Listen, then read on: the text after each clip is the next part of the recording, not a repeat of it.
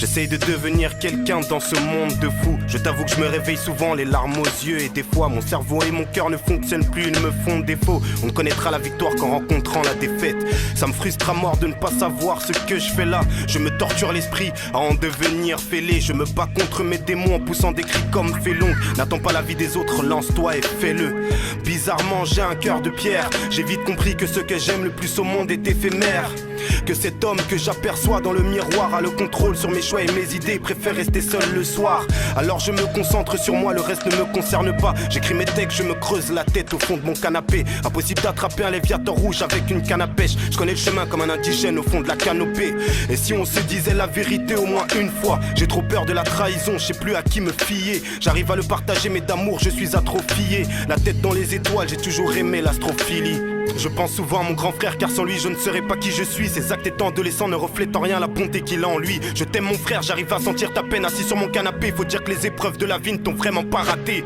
À croire que les galères sont ceinture noire de karaté. Dans mon équipe j'ai que des braves, je ne compte au karaté. En se concentrant que sur le problème, le bonheur on finit par rater. J'ai fini par comprendre pourquoi sous ses pieds était le paradis. J'ai 27 ans aujourd'hui et j'ai vécu la pire des choses. Je suis tellement touché que je parle beaucoup de son décès. À l'hôpital on m'injecte un peu de bonheur dans la veine gauche. C'est pas assez, je m'en remets à la drogue douce pour calmer mes excès. Je vais te raconter un truc, tu me diras si j'ai tort. Impossible de joindre les deux bouts en restant assis. Je ne pense pas que mes sons m'emmèneront sous les projecteurs, à me faire photographier sans arrêt par les paparazzi.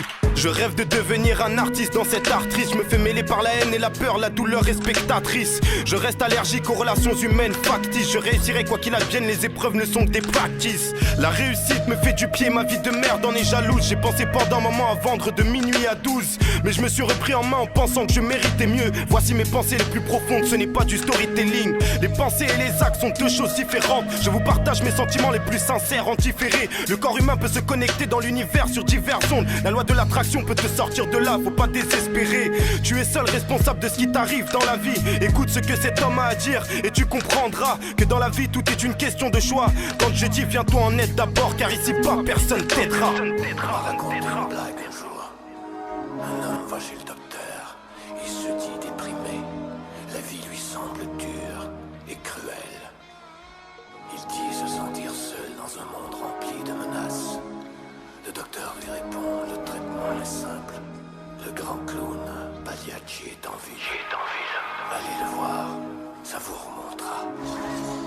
L'homme éclate en sanglots et dit, mais docteur, Pagliacci, c'est moi.